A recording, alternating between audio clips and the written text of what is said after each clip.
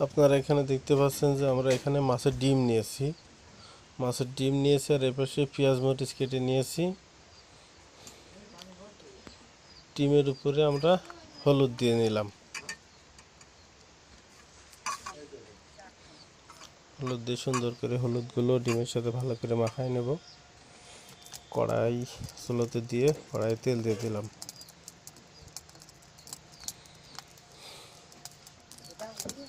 তেলটা গরম হয়ে গেছে। এটা হচ্ছে মাছের তেল, ডিমের সাথে মাছের একটু তেল ছিল, সেটা দিয়ে নিলাম। এখন আমরা পেঁয়াজ মরিচ দিয়ে নিলাম মাছের ডিম ভাজার জন্য।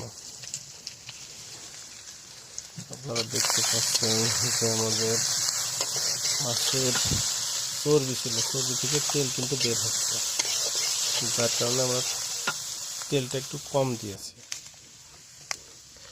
এখন প্রয়োজন মতো লবণ দিয়ে নিলাম, হলুদ দিয়ে নিলাম। মাছেও হলুদ দিয়েছি, যার কারণে একটু কম হলুদ দিলাম। আমরা সুন্দর করে এটা নাড়াচাড়া করে ভেজে নিচ্ছি। আমাদের পেঁয়াজ মরিচ মশলাটা ভাজা হয়ে গেছে, সুন্দর করে আমরা ভেজে নিয়েছি। কারণ ডিম দেওয়ার পর বেশি সময় ভাজা যাবে না, কারণ ডিমটা পুড়ে যাবে। এখন আমরা ডিমটা দিয়ে নিলাম। ডিমটা সুন্দর করে ছাড়াই দেবো। সুন্দর করে ছাড়াই নিয়েছি। ডিম ভাজতে বেশি সময় লাগে না, মশলাটাই ভাজা মেন। আমাদের ডিম ভাজা কিন্তু কমপ্লিট হয়ে গেছে।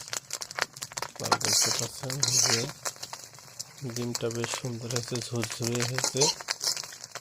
আশা করা যাচ্ছে বেশ টেস্টি হবে। তো আমাদের ভিডিও দেখার জন্য এবং আমাদের সাথে থাকার জন্য সকলকে ধন্যবাদ জানাচ্ছি।